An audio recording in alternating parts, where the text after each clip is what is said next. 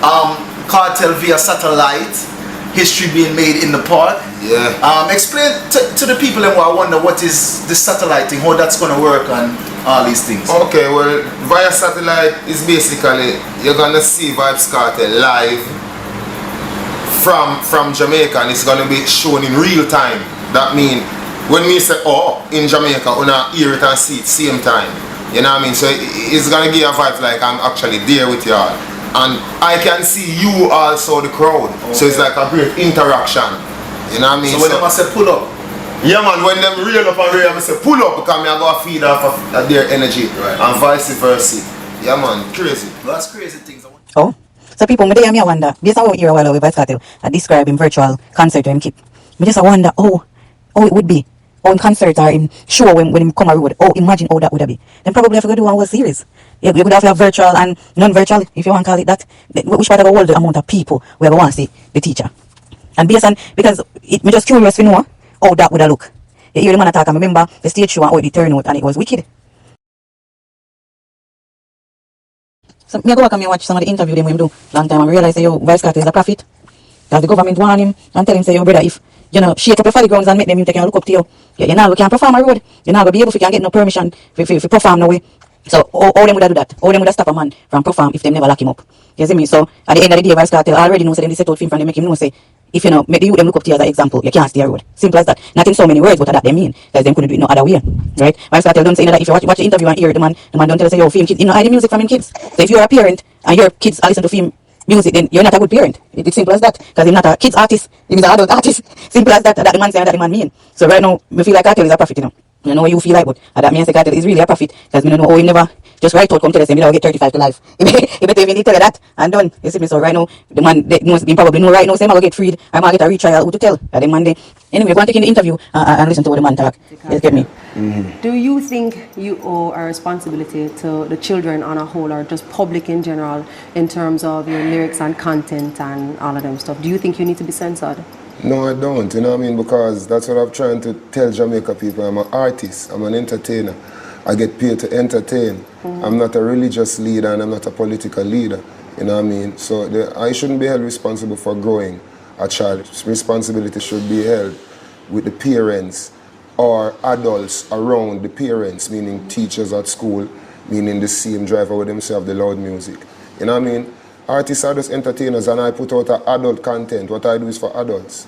You know what I mean? However, the censorship of my music shouldn't be directly from Vybz Kartel saying that, you can't do a song that with curse words. Censorship should come from where the song goes in terms of it can reach in your house, that a little 5-year-old can hear it.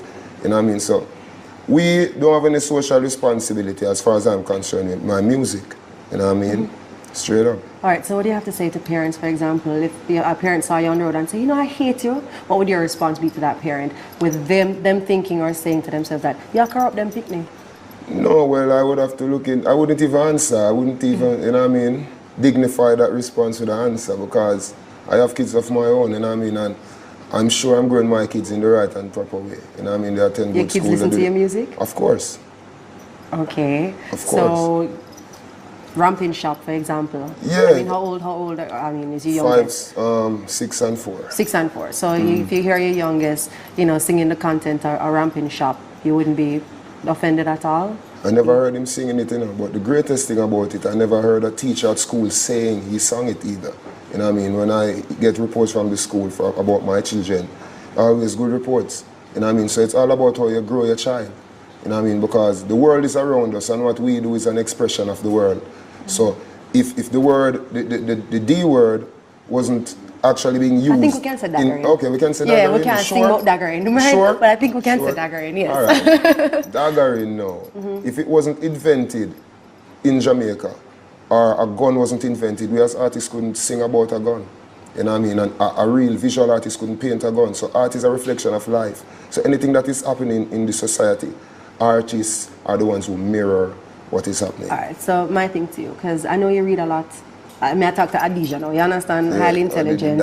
Yeah, I did daddy, right? You don't really think you have much of a responsibility or artists on a whole are mirroring what society... Go down memory lane. Say everybody remember the interview, well, not even interview, but the presentation where Kartel give a Yui. I think the only person with top Kartel presentation Yui, Obama.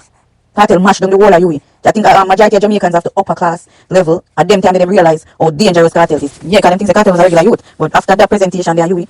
Them all realize the cartel is smart. When cartel done mash down Yui, it's like a different. It's just a whole different expectation in fans them of him now. Then they want an example for them youth. They want example for young people, and cartel give them just that because him go up a Yui and he present himself correctly and make them know say yo, me smart too, I have sense. You get me? But go and watch your interview and leave a comment, like, subscribe. The whole works. To me, based on the mere fact that dancehall itself has always been social commentary reflecting the duplicitous foundation of the Jamaican experience.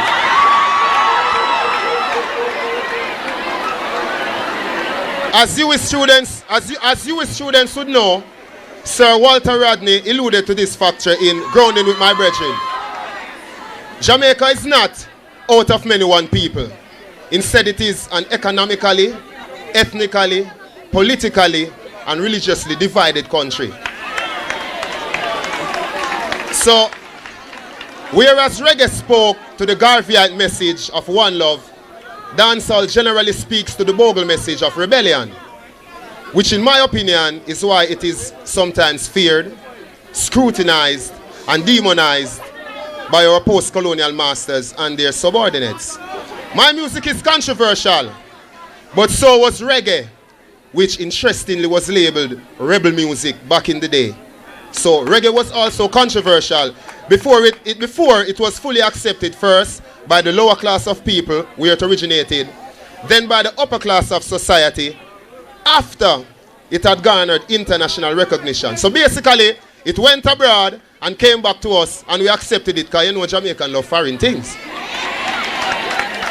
Yeah, but seriously though, much of what dancehall is saying today is not much different from the rude boy era of reggae music. For reference, I'd like to quote two Bob Marley songs. I want to disturb my neighbor because I'm feeling so right. I want to turn up the disco, blow them to full watts tonight. Or the more politically poignant, because I feel like bombing a church. Now that you know the preacher is lying. The point that I'm trying to make is that the stone that the builder refused shall become the head cornerstone. And right now, dancehall has become that disregarded stone. Because look into this. 30 years ago, Bob Marley was despised and ridiculed by the upper echelons of society as a dirty Rasta boy, ganja smoking, and provoking civil unrest. Now, that same Bob Marley is poster boy for the Jamaica Tourist Board. With him big spliff in his mouth, same way. Alright. So, fast forward to Vybz Kartel and how Vybz Kartel has affected dancehall music.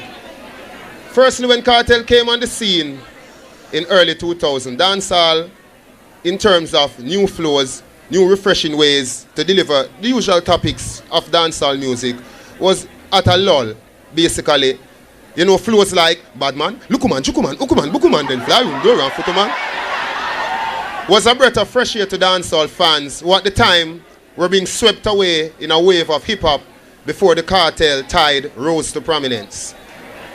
In a Mekal Kanai, with the Bakal Kanai, Tivoli incursion with Dodos. The people them just out support the world boss and attack up for him, and the people them love him. You get me? The whole Jamaica, well, not all Jamaicans, so you don't know. Some people say him a distance, some people say him not that. But in community, you come out for him and just be things. Being that in trial, I come to an end, you know, we have to look back and see how it began. You get me? So this is basically how it began. The clip where we come up now is how the whole community of Waterford come out when in trial did go on. So just go and watch the clip. Well, let me take that back. We don't know if it'll come to an end. Maybe this is a new beginning. Well, who to tell, but just saying, at this point, we're going to a different stage, because the man can be freed, or he can get a retrial, or he can just go and serve him time. We don't know, but go and enjoy the rest of the video. And let me say, leave a comment, share, subscribe. Kartel's hometown too, in the Waterford community of Portmore they call Gaza City. Yeah, so we used to live. Yeah, it's a Kartel used to live. Right, that's it. Yeah. Free world boss! Free world boss! Citizens of Portmore, please clear the road. People have to push out from you, especially our people have to come out. Them shall let go the man, free world boss, man. John knows some we have a cry. After 1 hour and 53 minutes, the jurors returned with a 10-1 verdict. With the verdict coming under 2 hours and divided at the same time, the judge sent them back to reconsider. Minutes later, they would re-emerge, again with a 10-1 verdict. Adidja Palmer, guilty. Sean Campbell, guilty. Kyra Jones, guilty. And Andre St. John, guilty. The fifth co-accused, Shane Williams, was found not guilty.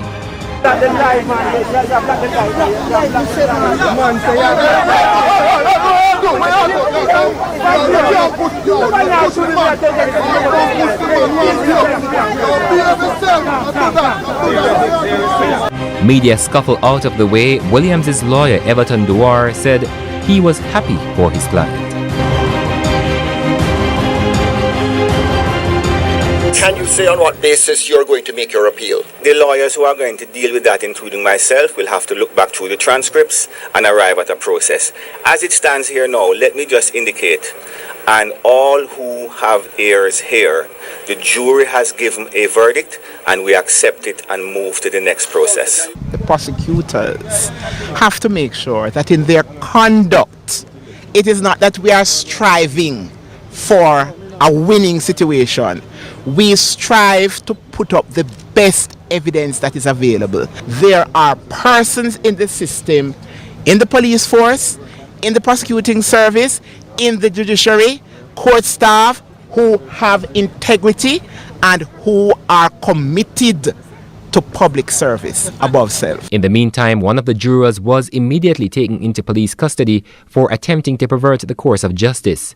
He is alleged to have approached another juror to... Like people in Fox 5 News interview with Vybz Kartel, one of the best time where people hear what him do and them think them are the only news station me really think say give him the opportunity there to speak to the general public and him fans them and really put film side of the what him do and how him feel and how him expect out there in the world. So may I just end the video with them interview them have a part 1 and a part 2, but make sure to leave a comment, tell me what you think will happen, and if Kartel will get a retrial or you think the case will end. And if you're a Kartel supporter, you don't know. If not, so you go to. But leave a like, share, subscribe. I'm out. Lizard Williams and were convicted in 2014. Since then, they've claimed they did not do it and that they were found guilty under a flawed prosecution. The Court of Appeal in Jamaica, they prepared 3 particular questions for the board to consider. It concerns the telecommunications evidence, jury management issues, and an additional one for jury retirement. We exclusively reported some of the findings of a British forensic expert that reviewed the case, and they raised serious questions about phone evidence, among other issues, during the 65-day trial. So it is our position that with all those things combined, there was a miscarriage of justice and the Charter of Rights would have been breached, right to privacy and fair trial. Another issue was timing. Attorney Buchanan filed an expedited hearing given Vybz Kartel's health issues, which include Graves' disease and a heart condition. We spoke exclusively with Kartel's son, Adidja Jaheim Palmer, known as Little Vybz, about 8 months ago when the family fought to get him basic sanitary conditions and access to doctors for him as he awaited his appeal. It weighs on my heart very heavy and I think about it a lot, but honestly, we just have to stay strong. Attorney Buchanan visited Kartel in prison before leaving for London and says he's hopeful and despite everything, still has faith in the court system and that justice will prevail. In terms of Mr. Palmer, he's hanging in there in terms of, at best, both the private physician and the physicians from the government. They are doing their best with the reality. And a convicted murderer whose claim from day one he was framed. His talent, drive, intelligence, and wicked wit have never been in question. Now the only question is whether his last legal appeal to the highest court in the UK will determine he was convicted based on falsified phone evidence. A lot is on the line. He could be a free man by 2022 or an inmate for 30 or more years. It's enough to send anyone into depression, but not Vybz Kartel. I hope you're hearing me. Yes, yes. As you look around the cell that you're in right now, can you describe for us what that looks like? It's dark, it's hot, it has like 3 or 4 bunk beds, it's got a toilet in the corner, and it's got a huge grill, lots of metal. It's like a dungeon, but it's, instead of being in the cellar, it's in the attic. I'm actually in the roof. You say you're in a better place mentally than physically. A lot of people would find that hard to believe. Yeah, because I was sick for a few years, So definitely I'm recovering physically, but mentally I've always been in a good place because I know I'm innocent and I know I'm coming out.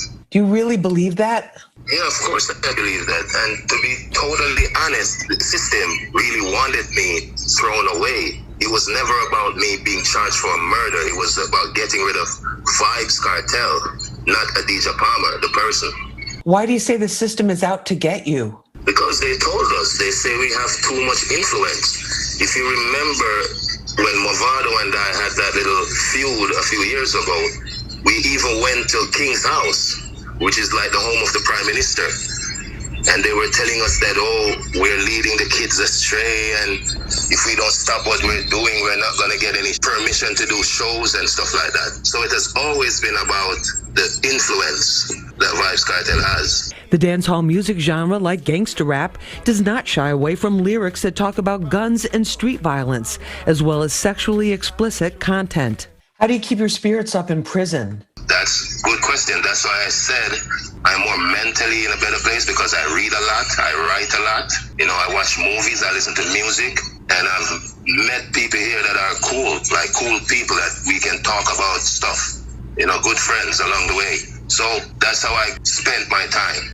You've had a lot of songs come out since you've been incarcerated. About how many songs have you written during this last decade that you've been behind bars? Lots of songs, I can't even count. At one point, I was sending out like 3-4 books a month. Because when I write the songs, I usually send the books out when I get visits. Thousands of songs, really. And I know all of them are not going to be able to get released maybe in the span of my career, but you know, I just keep writing and writing. It makes me better. Are you concerned that the conditions there are going to impact your health? I'm basically just thinking about going home now because everything is drawing to a close, so I'm not really worried about my health as much. I'm doing much better, you know, so it's all good. Kartel's attorney, Isaac Buchanan, filed a fresh evidence appeal based on the findings of a British digital expert who found that his cell phone had been tampered with prior to his trial. It's expected to go before the Privy Council, second only to Queen Elizabeth in authority. Yes, God save the Queen, because she's the only one that from all over the world following our exclusive interview with Vybz Kartel. Our Lisa Evers is back with more of that interview that has a whole lot of people talking. Music critics from the Caribbean to North America and even the UK say dancehall superstar Vybz Kartel has always been the one to beat. He just released a new chart-topping album, even though he's behind bars for a murder he insists he did not commit. Tonight, more of my exclusive conversation. You're about to hear how he keeps his head up, even though some look at him as just a killer. Because I know they want to destroy me. And if you know, Lisa, that somebody wants to destroy you, that's where they're going to get their pleasure from. Now, you have to be on top of your game. You have to constantly be proving them wrong. So I think the haters are as much an influence to me in prison as the fans are. That's kind of how I stay strong, and for my kids and my mother. Me kill that longer than me night. Tell me what you like, you want me try. In 2009, a couple of years before he was incarcerated, Vybz Kartel's hit song Rompin' Shop with dancehall superstar Spice hit the top of the Billboard charts and crossed international borders, catapulting both artists to a new level of fame. Its success brought hundreds of thousands of dancehall lovers from around the world to Kartel's growing fan base called Gaza Nation. In their eyes, he's the king, period. How do you decide who's king of the dance hall? In dancehall, it's the influence that you have, the dominance that you have, the power that you have to be able to put people on, to destroy people if it's necessary, musically. That's what the king is. Kartel's latest album reached #1 on the Amazon music charts even before its official release date. It's streaming in top slots across all platforms like iTunes. His influence continues to grow, say the hosts of JA Radio TV, Shakira and Wiz, two of the most respected analysts in the dancehall culture. Vybz Kartel remains one of the biggest inspirations in music, not just in Jamaica, but the Caribbean on a whole. He also has collaborations with some of the biggest hip-hop artists such as Nicki Minaj, Busta Rhymes, and many more. Vybz Kartel has been dominating the genre of dancehall for over 2 decades. And to this date, there's no sign of slowing down. It's so incredible to me that you stay so positive behind bars. Have you always had that attitude of being grateful no matter what the circumstances? When I was growing up, I didn't know I was going to be rich. I grew up in the 80s. I thought rich people were rich, poor people were poor. That was it. It couldn't change. So I have to count my blessings to see that it can really change, you know? And a lot of people have that mindset too, thinking they're nothing or they're nobody. That's a terrible mindset to have. So me beating that mindset, getting the opportunities that I got, I have to be grateful. Kartel says besides his freedom, what he misses most is performing in front of live audiences. That could happen again as early as 2022 if the Privy Council in London approves his appeal. In the meantime, he continues to hope justice will prevail. With this Fox 5 exclusive, I'm Lisa Evers.